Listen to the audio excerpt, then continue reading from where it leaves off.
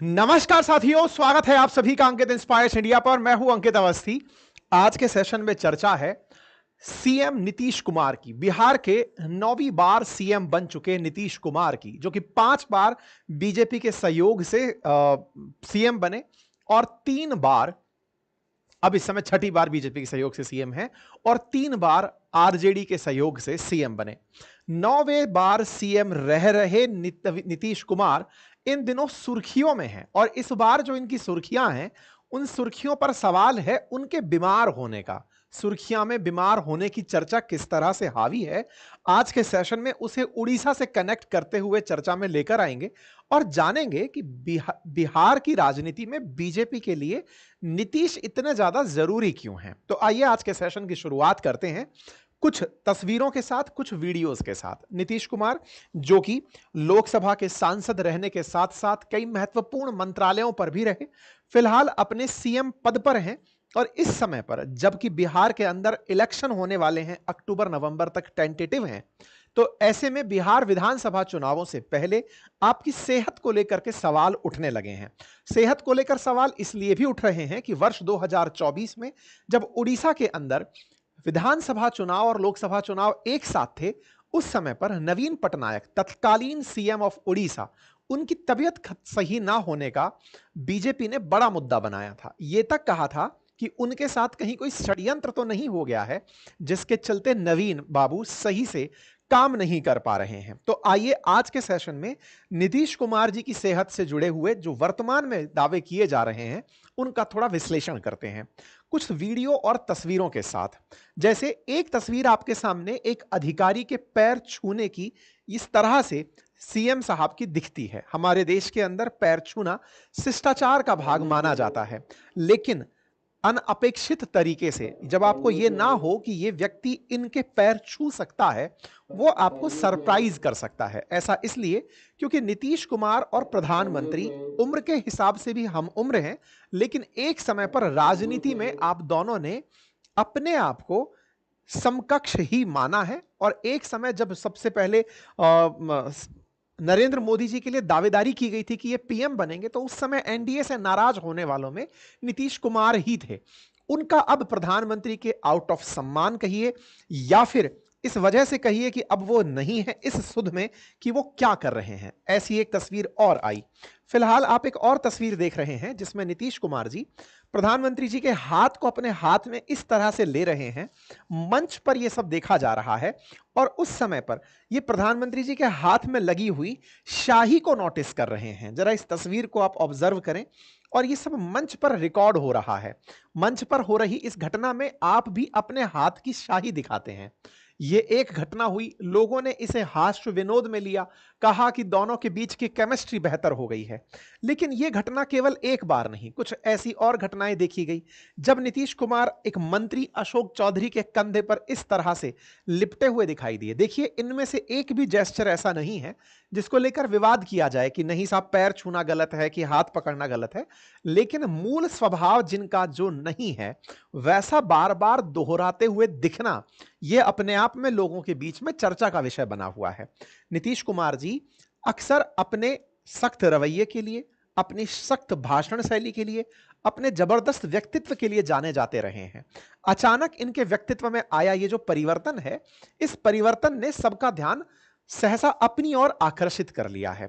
कुछ इस तरह की तस्वीरें और देखिए जहां पर आप प्रधानमंत्री के पास जाते हैं और मंच पर फिर उनके पैर छूने लगते हैं। ठीक इसी प्रकार से, ये तो चलिए प्रधानमंत्री जी तक की बात थी, एक ऐसे ही एक नेता के भाषण को, जब भाषण चल रहा था मंच पे, तब नीतीश कुमार जी आते हैं और आकर के उन नेता के चरण छू लेते हैं।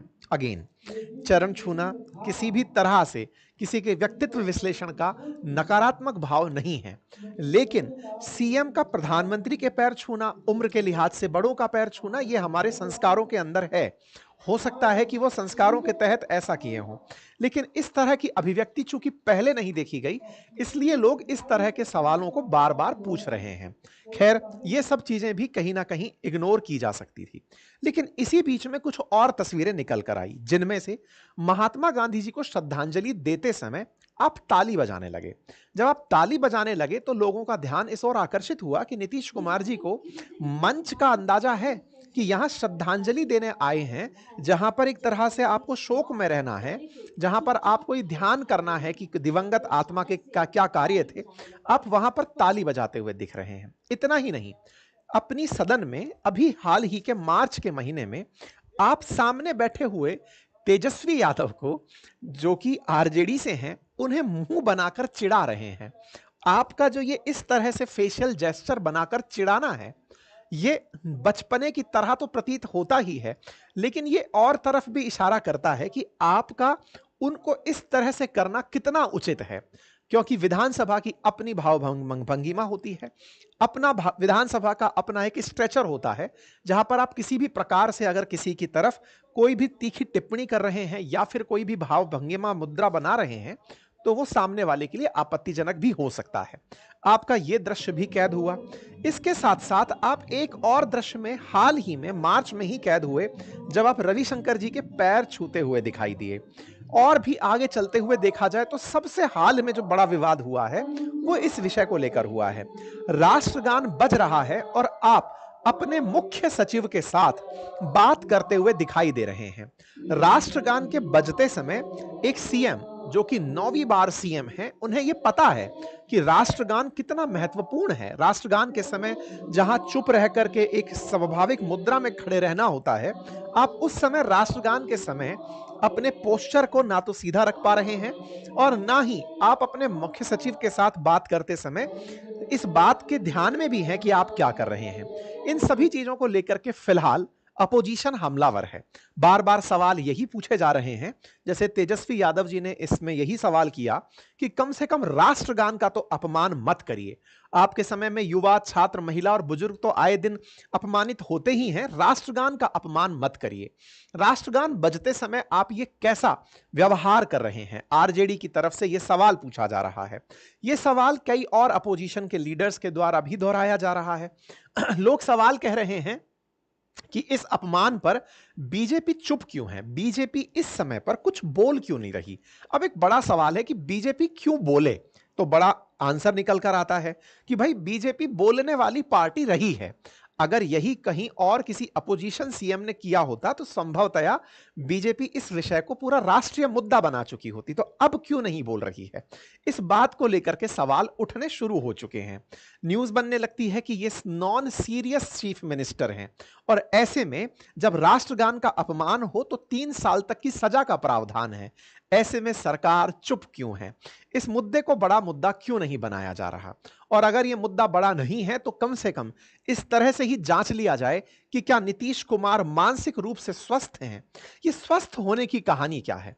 असल मायने में जब उड़ीसा इलेक्शन थे और नवीन पटनायक जी के बात करते समय हाथ हिल रहे थे, तो उनके सहयोगी रहे पंड्या के द्वारा उनका हाथ पकड़ के अंदर रख दिए जाने पर प्रधानमंत्री ने कहा था कि हम ये जांच करेंगे कि नवीन बाबू की तबीयत अचानक 1 साल में क्यों बिगड़ी है और इसके ऊपर बकायदा हम एक जांच बिठाएंगे कि ये ऐसा कहीं कोई षड्यंत्र तो नहीं है।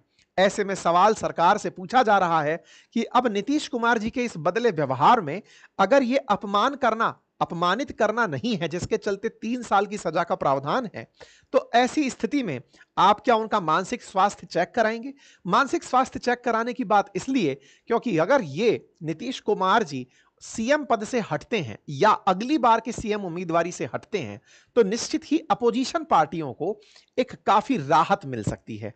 इस वजह से सवाल वर्तमान में बीजेपी से पूछा जा रहा है। तो ये सारी बातें निकलकर जब आने लगी तो फिर कुछ और बातें निकली और वो बातें ये थी कि नीतीश कुमार जी वो नेता रहे हैं जो अपनी बातों को बोलते समय, ये वो हैं जिन्होंने खुद रेल हादसे पर अपने पद से इस्तीफा दे दिया था। आपके बहुत सारे सदन के ऐसे भाषण हैं जो आप बिना पढ़े, बिना किसी के नोट्स के देखे बढ़िया अच्छे से अपनी अभिव्यक्ति कर पाते थे, लेकिन अब आपको बोलने के लिए नोट्स की जरूरत होती है, आपको कागज की जरूरत होती है।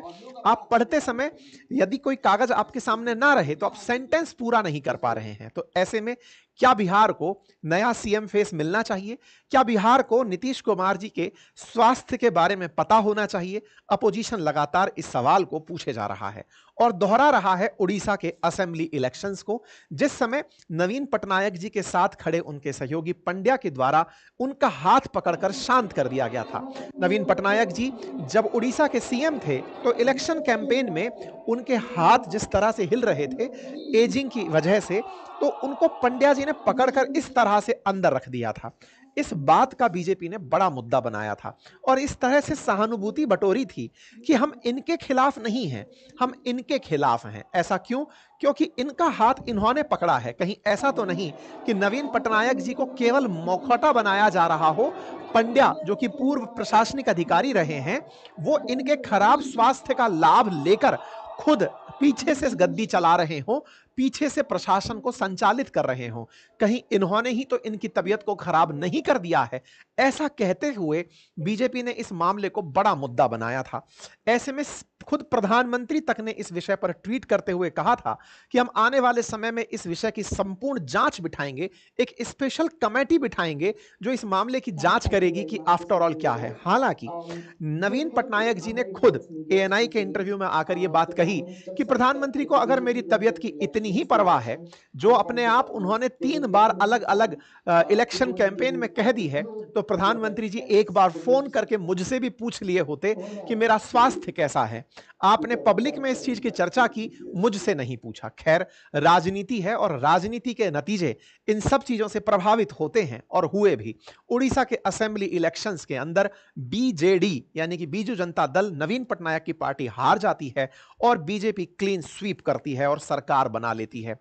परिणाम बीजेपी के पक्ष में आते हैं। परिणाम स्वरूप वीके पंडियन, जिनकी वजह से यह पूरा मामला ही उलट गया था, उन्होंने अपने पद से इस्तीफा दे दिया और सक्रिय राजनीति से वो रिटायर हो गए। उन्होंने कहा, नहीं, मेरी वजह से इतना बड़ा नुकसान नवीन बाबू को उठाना पड़ा, मैं चलता हूं। ये अपना पद छोड़ करके चले गए। खैर, अब नवीन बाबू तो चले गए, नवीन बाबू की सरकार चली गई, पंडियन चले गए। अब यही चीज दोहराई गई और आ गई नीतीश कुमार के ऊपर, क्योंकि लोग सवाल यही कह रहे हैं कि यह समय का चक्र है और ये वृद्धावस्था एक स्वाभाविक रूप से आने वाली अवस्था है। आने वाले समय में प्रधानमंत्री भी संभवतया उसी अवस्था से होंगे जिस अवस्था से नवीन पटनायक गुजरे हैं। नीतीश कुमार भी अब उसी अवस्था के दौर में हो सकता है क्योंकि आप वर्तमान में लगभग 74 ईयर में रनिंग है। तो ऐसे में आज के समय पर बीजेपी का चुप होना बड़ा सवाल बनता है। इसके पीछे के जब कारण तलाशे जाते हैं तो आंसर निकल कर आता है चुनावी समीकरण। चुनावी समीकरण क्यों? बिहार में पिछली बार 2020 में विधानसभा चुनाव थे। 243 सीटों के लिए हुए बिहार विधानसभा चुनाव में आज 138 सीटों के साथ एनडीए शासन में है। जहां बीजेपी मेजर पार्टी 84 सीट्स के साथ है, वहीं जेडीयू 48 सीट के साथ सेकंड नंबर पर है। जेडीयू से ही नीतीश कुमार आते हैं। आज संसद में सांसदों की संख्या में 12 जेडीयू के सांसद हैं, जिनकी वजह से एनडीए की सरकार चल रही है। बिहार विधानसभा के अंदर ये जो 138 का गणित है, इसमें बीजेपी ज्यादा नंबर रखते हुए भी अपना सीएम नहीं बनाई। वो आज भी जेडीयू को ही सीएम चेहरा देकर चल रही है, क्योंकि इनके पास जो नंबर आते हैं वो किंग मेकर वाले आते हैं। ये जिसके साथ चले जाएं उसकी सरकार बना देते हैं। यही हुआ 2020 के बिहार विधानसभा के जो ये रिजल्ट्स हैं, इन्होंने 2022 में पासा पलट करके आरजेडी के साथ जाकर सरकार बना ली थी, क्योंकि आरजेडी 72 सीट्स के साथ अपोजिशन में था।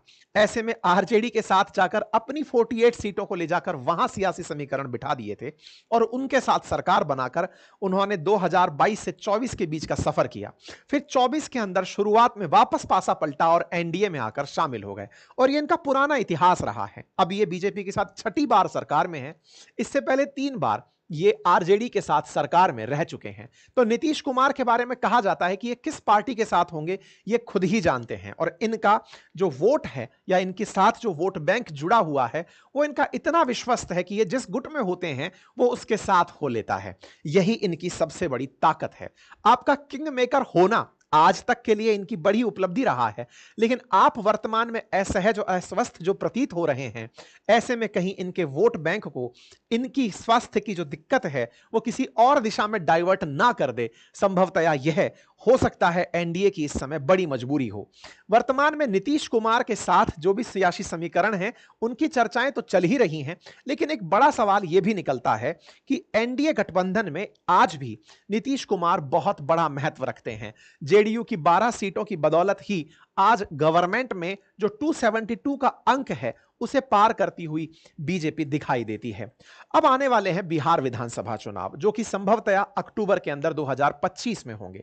बीजेपी की असली रणनीति नीतीश कुमार को अपने साथ रखते हुए इनके पीछे खड़े हुए जो अति पिछड़ा वर्ग की जातियां हैं, उनको साथ साधने की है।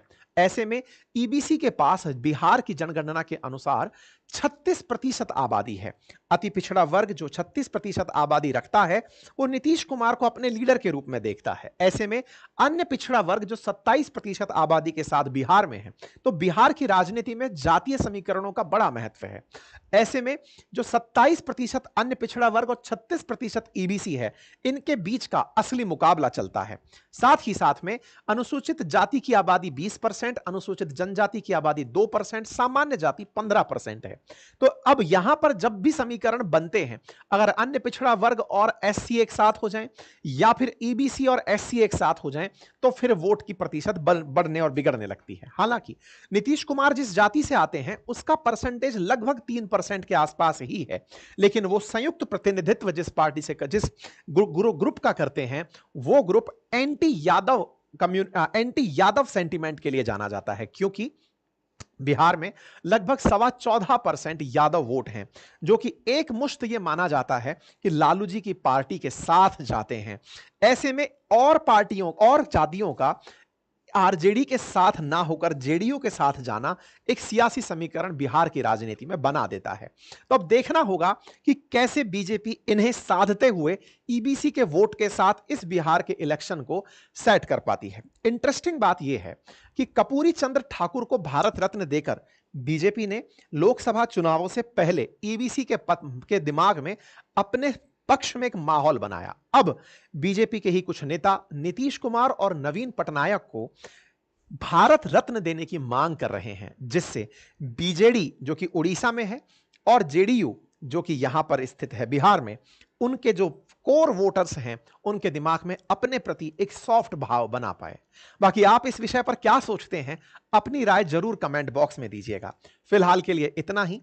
अपना ख्याल रखें। बाकी चैनल पर नए हैं तो सब्सक्राइब कर लें। हमारे कुछ अन्य वीडियोस अन्य चैनल्स पर उपलब्ध हैं, जैसे अंकित अवस्थी ऑफिशियल पर ये वीडियो उपलब्ध है, आप इसे देखें।